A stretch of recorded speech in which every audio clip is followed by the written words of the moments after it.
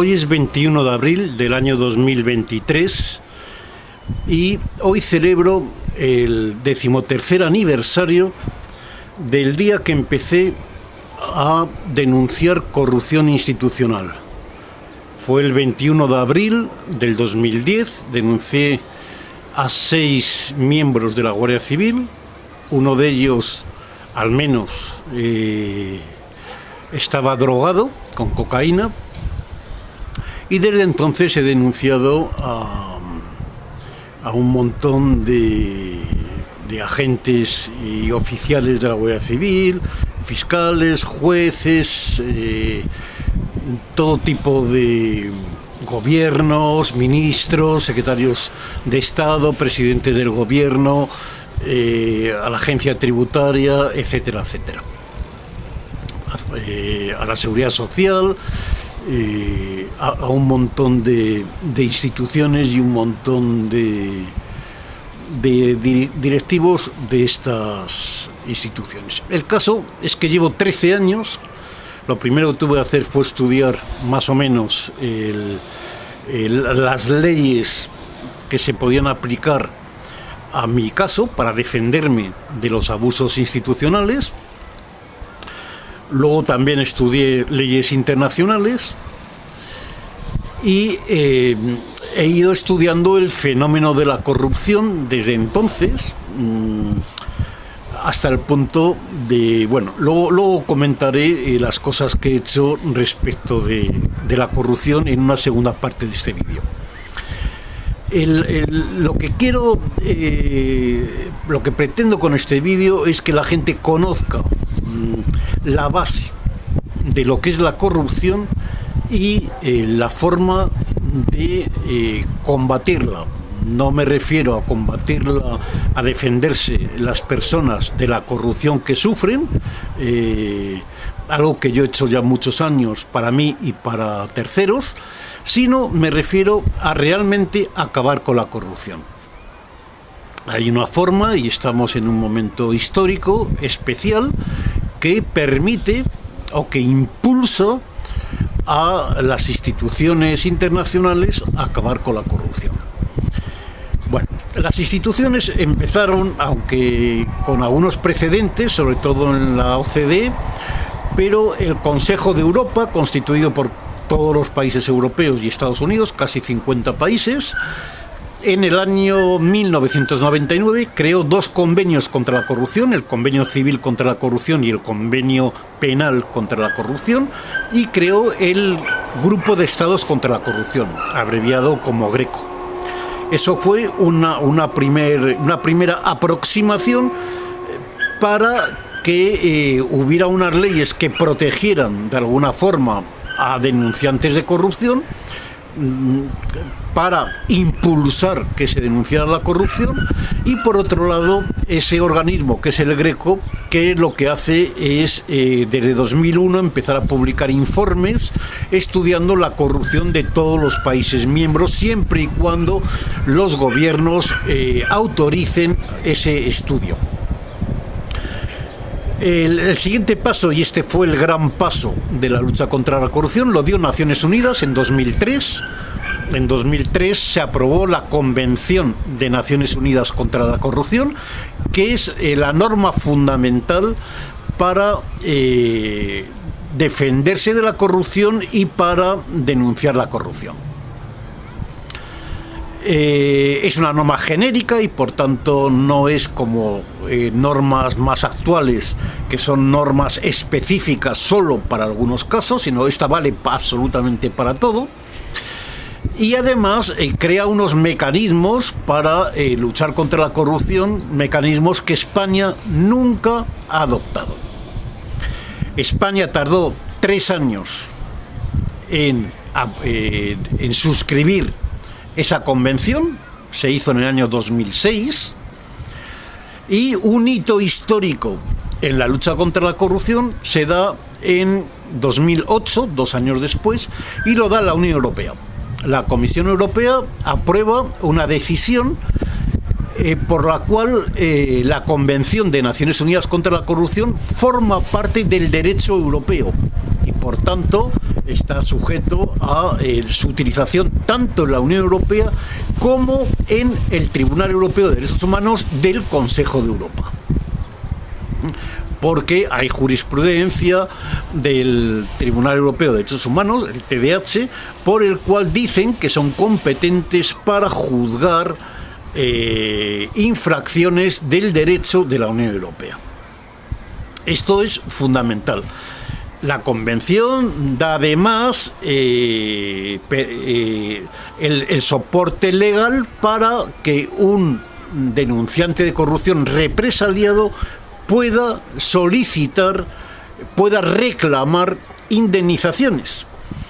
Esto es importante saber que cuando una norma no ha sido transpuesta al derecho nacional, aunque esta Convención de Naciones Unidas está publicada en el BOE y por tanto está en vigor, es importante saber que si tenemos que hacer una reclamación, solo el ministro del ramo es competente para hacer esa reclamación. Y por tanto, solo la ministra de Justicia es competente para atender esas reclamaciones hasta que no se creen mecanismos para atender reclamaciones por represalias por denunciar corrupción. Esto es un primer punto importantísimo que debe conocer todo denunciante de corrupción. Bueno, el siguiente paso, muy importante y de mucho mayor calado, es en 2017, cuando se crea la Fiscalía Europea para combatir los delitos, para combatir todo lo que vaya, lo que perjudique los intereses financieros de la Unión Europea. Este es un tema muy importante, aunque empezó a andar en el año 2021, creo recordar, o 2022. Bueno, otro hito fundamental que todo el mundo debe conocer, probablemente el más importante de todos, se da el año siguiente, en 2018. En 2018, Naciones Unidas por un lado y la Unión Europea por otro lado publican el nivel de corrupción que existe en el mundo. Naciones Unidas concluye que en todos los países del mundo hay corrupción. Cifra la corrupción a nivel mundial en un 5% del Producto Interior Bruto y por tanto sería el negocio más rentable del mundo. Y por tanto, la corrupción se puede decir que es lo que mueve el mundo, porque además está muy ligada con las instituciones y no el sistema financiero, como dice gente que no estudia correctamente las cifras. Y la Unión Europea dice que en la Unión Europea el nivel de corrupción es de un 4,8% del Producto Interior Bruto. La verdad es que resulta sospechoso que seas 2 décimas por debajo del nivel mundial, de forma que la Unión Europea puede decir que no es el sitio más corrupto. Realmente, si cualquiera que conozca las cifras de corrupción en Francia y en Alemania, por ejemplo, ve que las cifras que dice la Unión Europea son absolutamente falsas, porque los niveles de corrupción son muchísimo más altos de los que dice la Unión Europea. Bien, en cuanto a España, dice que casi alcanza el 8%, y esto es la cifra fundamental. ¿Por qué? Pues porque una cifra tan alta, de un 8%, implica una corrupción sistémica. No hay otra forma de alcanzar esa cifra. Implica una corrupción institucional sistémica, implica una corrupción política, tanto en la parte del Poder Ejecutivo, es decir, el Gobierno, como en la parte del Poder Legislativo, es decir, las Cortes Generales, y además que los jueces también permiten esa corrupción, porque los jueces podrían acabar con ella, pero lógicamente no quieren, porque ellos mismos se lucran del negocio de la corrupción. Bien, y por tanto, Bueno, eso por un lado, y luego por otro lado, los medios de comunicación pues están por un lado sobornados con la publicidad institucional y por otro lado amenazados con continuas denuncias y procedimientos penales o civiles por absolutamente ilegales, por lo que sea, por calumniar a alguien o generalmente por atentar al derecho contra el honor, tanto a nivel civil como a nivel penal. De forma que los medios de comunicación pues no temen enfrentarse al poder político y no lo hacen. Esta es la situación. Entonces, claro, cualquiera dice, entonces, ¿cómo resolvemos el problema de la corrupción? Bueno, lógicamente, si toda la población se uniera, hubiera manifestaciones, es imposible hacer grandes manifestaciones contra la corrupción, es decir, manifestaciones multitudinarias contra la corrupción. Primero, porque los convocantes generalmente de grandes manifestaciones son los sindicatos y los partidos políticos, y ni a los sindicatos ni a los partidos políticos que viven de la corrupción les interesa hacer manifestaciones contra la corrupción. Eso por un lado, aunque esto está cambiando y ya se está viendo en los últimos años manifestaciones de miles de manifestantes para otra serie de cosas. Hay que recordar en 2018 la de Alsasua, que fueron decenas de miles de personas contra decisiones judiciales. En cualquiera de los casos es un tema muy complicado, y es muy complicado principalmente por la ignorancia que tiene la gente sobre la corrupción.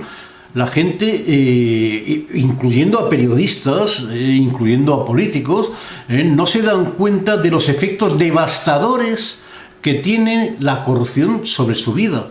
El desempleo, el empobrecimiento, la inseguridad, todo eso son consecuencias de la corrupción. Esos no son los problemas. El problema es la corrupción y esas son las consecuencias de la corrupción. Lo que sí es cierto es que si hay grandes denunciantes de corrupción, pues eso crea una presión social, especialmente si son buenos comunicadores y arrastran un número importante de personas, y algunos medios de comunicación pequeños, especialmente digitales, pues van noticiando todas estas cosas, pues se va conociendo la corrupción. Realmente Manos Limpias es la que ha hecho que se conociera la corrupción, la que ha impulsado a que los periódicos lo publicaran, y los periódicos han hecho un gran negocio con la corrupción. También los medios de comunicación han hecho un gran negocio con la corrupción, y de esa forma pues lo vamos conociendo. Bien, eso es bueno, pero realmente eso nunca va a resolver la corrupción. Bueno, entonces, España tiene la suerte de estar en la Unión Europea, y por tanto la Unión y en el Consejo de Europa, y por tanto esos organismos son los que realmente pueden resolver la corrupción.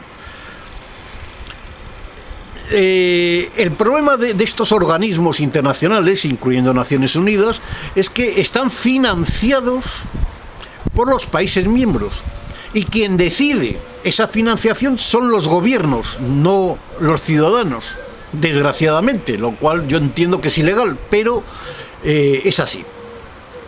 Entonces, lógicamente, ningún organismo internacional quiere enfrentarse a un gobierno para evitar que ese gobierno haga dos cosas: se vaya de ese organismo internacional o directamente no cumpla con sus compromisos de pago, que también puede hacerlo. Entonces, esta es la difícil situación. Y luego, por otro lado, hay otra cuestión de fondo, que es: los gobiernos dicen, no voy a permitir que los organismos internacionales se metan en la soberanía nacional. Es decir, mi país es soberano y ningún organismo internacional puede decirnos lo que tenemos que hacer. Afortunadamente, las leyes de la Unión Europea cada vez van quitando más soberanía nacional. Y digo afortunadamente en este tema de lucha contra la corrupción. No me refiero a otros campos, los cuales pueden ser muy cuestionables. La realidad es que hay una lucha entre los intereses financieros de la Unión Europea, que no son otra cosa más que tener más poder, se traduce en tener más poder, y los intereses financieros nacionales. Los intereses financieros nacionales no existen porque están supeditados a la corrupción, ya que todas las instituciones son un negocio y la recaudación fiscal no sirve se hace principalmente para que las masas sigan manteniendo el sistema y los políticos y jueces lucrarse con el sistema. Estos son lo que ellos llaman, lo que los políticos y los jueces llaman interés nacional, no es otra cosa más que la corrupción.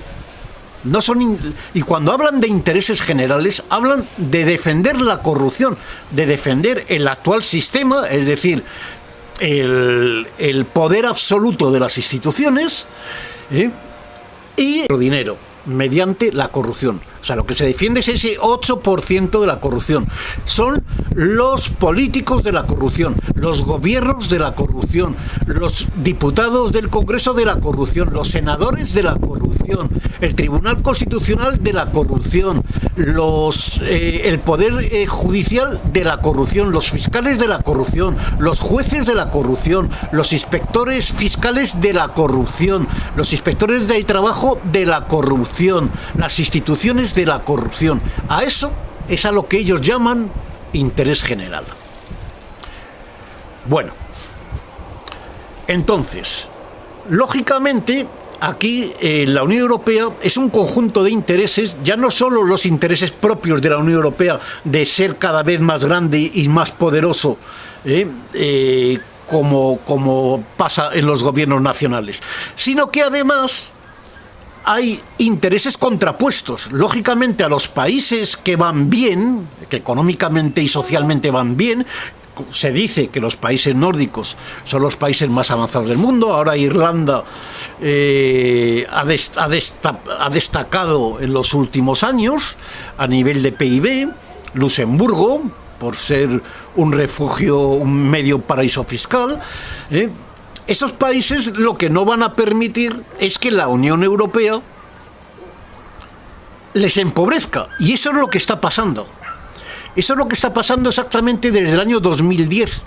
Desde el año en el que el Banco Central Europeo empieza a comprar deuda pública y empieza a comprar deuda corporativa. Es decir, deuda de las grandes empresas.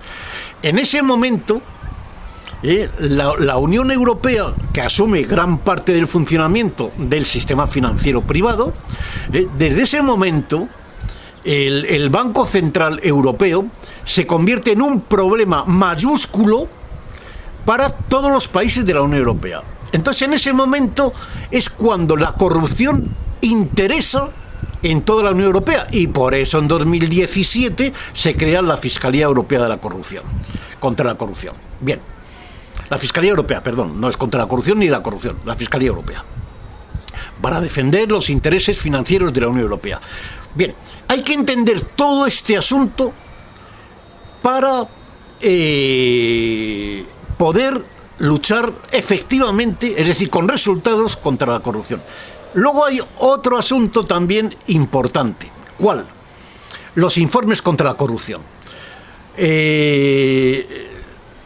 he hecho recientemente, el fin de semana pasado, acabé un informe sobre el Estado de Derecho español en 2022 para adecuarme a los informes anuales que hacen las grandes organizaciones no lucrativas y el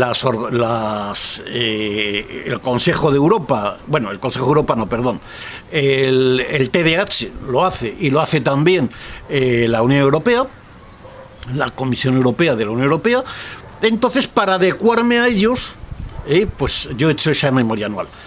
Lo importante es que después de leerme un montón de memorias anuales de Amnistía Internacional, de Transparencia Internacional, del Proyecto Mundial por la Justicia, World Justice Project en su denominación original en inglés, además de los informes del Greco, de la Comisión Europea, etcétera, lo que he visto es que ninguno de ellos conoce la realidad del funcionamiento del Estado de Derecho. Claro, ellos se fijan en las leyes, pero lo que ellos no asumen es que la metamafia institucional no cumple las leyes. Entonces, ¿para qué quiero yo una ley que no deja que, por ejemplo, que el CNI intervenga en mi teléfono y mis ordenadores y los de mi familia y los de mis amigos cuando lo hacen? Entonces, las leyes no me protegen. Puesto que lo hacen, yo lo denuncio y los jueces no me protegen. Entonces, ese es el otro de los grandes problemas de la corrupción, que no aparece en ningún informe de toda esta gente. Bueno, yo he tenido relación con el presidente de la más antigua y mayor asociación de víctimas judiciales, de defensa de víctimas judiciales de Alemania. Cuando cumplió 25 años, le traje aquí a España en el año 2018, en una serie de actos que celebré el 22 de septiembre del 2018. Este hombre, desgraciadamente, falleció hace 2 años, y es una desgracia, porque hoy en día podíamos hacer cosas muy importantes conjuntamente.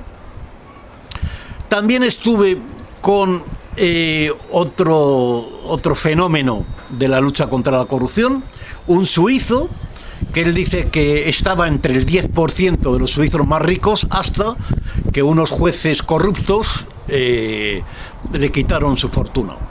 Entonces, aparte de crear la asociación más grande suiza de víctimas judiciales, que por la que pasaron 1000 víctimas judiciales, para los que dicen que Suiza es un país ejemplo de algo, realmente no saben lo que están diciendo. Y no solo tenía 1000 víctimas judiciales, sino que tiene 100 sentencias del Tribunal Europeo de Derechos Humanos corruptas. Prevaricación en 100 sentencias. Bueno, pues este hombre, una de las cosas que hizo fue crear una red de víctimas judiciales, en las que yo soy el único español que pertenezco a esa red. Somos 2000 víctimas judiciales, la mayor parte en Europa y la mayor parte en la Unión Europea. Y además, en 2020 creó un comité para defenderse él mismo de los abusos de los jueces. Abusos penales de los jueces, diciendo que calumnian a un juez corrupto, lo cual lógicamente es imposible, porque un juez corrupto no tiene honor, y la calumnia es un delito contra el honor, y no se puede calumniar a alguien que no tiene honor. Eso es lo primero. Lo segundo es que lo único que hacía era denunciar la corrupción de esos jueces corruptos. Bueno, en 2020 creó un comité para defenderle, como ya le he dicho, un comité internacional en el que yo participaba. Éramos 17 miembros, la mayor parte europeos, pero también había un africano, había un estadounidense, etcétera. Yo lo digo porque estoy ahora contactando con toda esta gente para movilizarnos en una lucha definitiva y eficaz contra la corrupción. Bien, entonces, viendo que esta gente, la gente que hace informes, tanto en el mundo privado de las organizaciones no lucrativas como en el mundo institucional, no saben realmente que no se cumple la ley y no saben realmente lo que pasa, por tanto, en el Estado de Derecho o con los derechos humanos en España, decidimos, no fui yo, Miguel Bernat, de Manos Limpias, en una de nuestras conversaciones, pues me dijo que se iba a poner a hacer un informe sobre el Estado de Derecho, sabiendo que corre mucha prisa, porque a mitad de julio se publica el informe de la Comisión Europea, y previamente tiene que pasar por una serie de cosas. Entre otras cosas, se tiene que enviar al gobierno español para que el gobierno español haga alegaciones. Entonces, por eso íbamos ya demasiado tarde incluso. Yo cerré el 15 de abril el conjunto de denuncias más exitosos en la Unión Europea, y digo más exitosos porque es el único conjunto de denuncias contra un gobierno de 5 años que ha sido admitido a trámite en la Comisión Europea, primeramente en la parte económica, en la primera denuncia ampliatoria pedí que también se tramitara en el Estado de Derecho, me lo concedieron a los pocos días y por tanto somos los únicos que no solo hemos conseguido una tramitación económica, sino que además hemos conseguido la doble tramitación económica y por Estado de Derecho. Estas denuncias ya de por sí deben llevar a la Comisión Europea a hacer un informe sobre el Estado de Derecho demoledor. De hecho, algunos medios han informado que el gobierno español se fue corriendo a Bruselas para tratar de evitar que se hiciera un informe sobre el Estado de Derecho demoledor que llevara incluso, lógicamente, a que España no recibiera todos los fondos europeos. Aparte de que se pudiera intervenir el Estado de Derecho español. Bueno, en este contexto es cuando la brillante idea de Miguel de hacer urgentemente un informe, aunque no sea muy bueno, pero que condicione el informe de la Comisión Europea, me lo tomé yo como mío y bueno, Miguel tardaba. Y yo este domingo lo he enviado a un montón de funcionarios europeos. Me refiero, lógicamente, a funcionarios de alto nivel, tanto en la Comisión Europea como en el Parlamento Europeo. Lo que estoy pidiendo son dos cosas. Por un lado, que se declare que España tiene graves deficiencias en el Estado de Derecho y, por tanto, se estudie cuál es la situación real y se exija al gobierno español soluciones e incluso que no se financie al Estado español hasta que se resuelvan esas graves deficiencias, por un lado.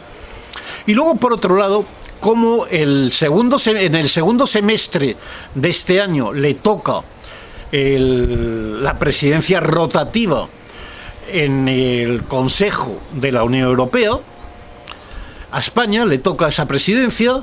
Yo he pedido, se lo pedí primero a la actual presidencia, que la ostenta Suecia, le pedí que se suspendiera la presidencia española hasta que España tuviera un Estado de Derecho funcional.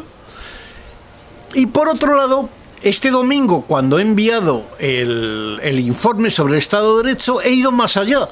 No solo he pedido la suspensión de la presidencia española, sino que además les he dicho cómo hacerla. Y les he pedido que haya una votación en el Consejo de la Unión Europea, que está formada por todos los presidentes de gobierno de los países miembros, y en el Parlamento Europeo, puesto que el Parlamento Europeo es el que representa la soberanía europea, puesto que nosotros hemos votado a los eurodiputados. Con lo cual les doy la forma de hacerlo, puesto que no está previsto, les doy la forma de hacerlo, cosa que a ellos generalmente tienen dificultades para tomar este tipo de decisiones.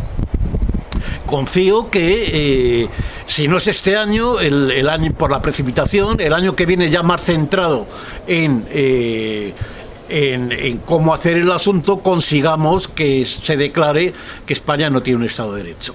Lógicamente hemos utilizado la propia metodología que ha creado la Comisión Europea para hacer los informes sobre el Estado de Derecho, que es pública, está en su página web. Bueno, voy a empezar una segunda parte sobre mi trabajo, mi singular trabajo en la lucha contra la corrupción. Aparte de combatir la corrupción administrativa y judicialmente desde hace esos años, todos los ataques que yo voy recibiendo, aparte de eso, en 2014, creo recordar, creé Ambipet, la asociación Ambipet, en la cual hemos dado asistencia jurídica y asistencia jurídica, tanto administrativa como judicial, a un montón de gente de todo tipo, de funcionarios públicos, policías nacionales, policías locales, miembros de la Guardia Civil, en fin, gente. He tenido 4 alemanes en la asociación, gente también de otros países, tanto europeos como americanos, etcétera, lo cual me ha hecho ver, conocer en detalle todo tipo de corrupción. Eso por un lado. Entonces, también me llevó a que en el año, no me acuerdo si fue en el año 2016, creé la página Stop Judicial Corruption, que contiene probablemente la mayor información sobre corrupción judicial del mundo. Están casi todos los países, todos los países de la Unión Europea. Hay otros países también que forman parte del Consejo de Europa. También hay algo sobre Estados Unidos. Y lo original es que, aparte de recoger los informes del Greco, que son fundamentales, recoge también no está actualizada, también lo digo, pero lo principal es que damos cuáles son las fuentes oficiales sobre la corrupción, principalmente la Comisión Europea, el World Justice Project que he hablado antes. También damos un listado de asociaciones de víctimas judiciales en algunos países, no está en todo. Y una de las cosas más originales es que hay un informe sobre la corrupción que han hecho gente importante. Por ejemplo, un sueco que tiene el único informe sobre la corrupción judicial que hay de Suecia, el alemán que he dicho antes, el suizo, un italiano, un vídeo de una italiana que habla sobre la corrupción judicial en Italia, mi informe que hice en aquella época, creo en 2016, sobre la corrupción judicial española, etcétera. Es decir, eso por un lado. Precisamente toda esta información me ha servido a mí para que, cuando me denunció el Tribunal Superior de Justicia de Madrid por poner una querella contra 7 jueces, 3 jueces de Arganda del Rey y 4 magistrados de la Audiencia Provincial de Madrid, pues hice un escrito de 18 páginas, haciendo ver que yo no era un mindundi, por un lado, y por otro lado que soy un experto en corrupción. Refería los convenios del Consejo de Europa contra la corrupción, la Convención de Naciones Unidas contra la corrupción, mi página de Stop Corrupción Judicial, hablaba de estadísticas sobre corrupción judicial, etcétera, etcétera. Y por tanto, estas son herramientas que toda víctima judicial debe utilizar, porque las represalias se paran afrontándolas y haciéndoles ver que no eres un mindundi, porque si eres un mindundi te van a condenar. Si no eres un mindundi es más difícil y generalmente suelen archivar las actuaciones.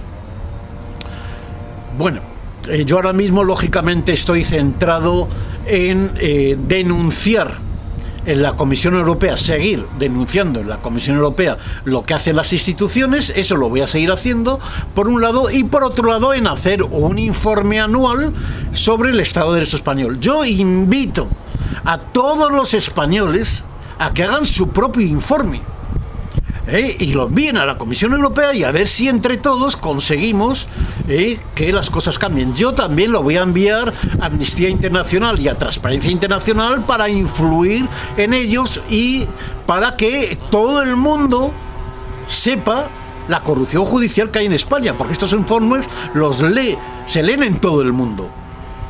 Y lo mismo enviarlo al Greco, en fin, enviarlo para que se sepa realmente lo que hay aquí y haya una presión internacional para acabar con la corrupción. Eso es lo que hay. El primero que hizo un informe sobre el Estado de Derecho español, creo que fue la Fundación Hay Derecho, pero su informe pues adolece de los mismos defectos que tienen el resto de informes. No saben nada de las víctimas judiciales y no saben nada, no dicen nada sobre que aquí ninguna autoridad pública, sea administrativa o sea judicial, cumple la ley. Esa es la auténtica realidad de España. Bueno, entiendo que este vídeo es absolutamente fundamental para que la gente sepa cuál es el problema. Bueno, las consecuencias de la corrupción son las cosas sobre las que la gente se queja. Y luego la gente vota corruptos, vota organizaciones criminales como puede ser el PP y el PSOE, o organizaciones corruptas como pueden ser las demás. Vamos a ver.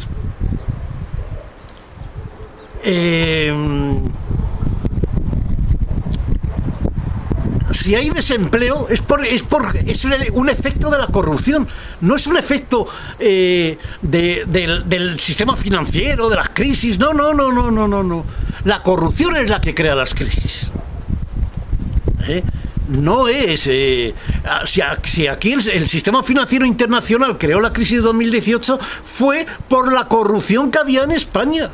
No, si no hubiera corrupción en España, la crisis no hubiera afectado prácticamente, y si no, cualquiera que estudie los países nórdicos y se dará cuenta de estas cosas.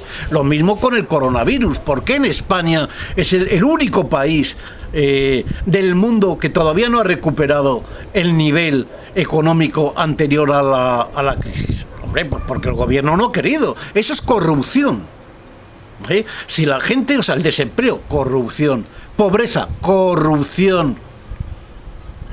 Todos los males que existen en España los produce, en última instancia, los produce la corrupción. Y esto la gente tiene que tenerlo claro y por tanto debe conocer la corrupción. Y por eso este vídeo hecho por mí, que sin lugar a dudas es público entre los expertos, que soy uno de los mayores expertos del mundo en corrupción, es fundamental que este vídeo se divulgue, se difunda. Cuento contigo para que lo compartas en las redes sociales, incluso los lleves a los medios de comunicación. Yo también lo voy a hacer. Gracias por tu atención.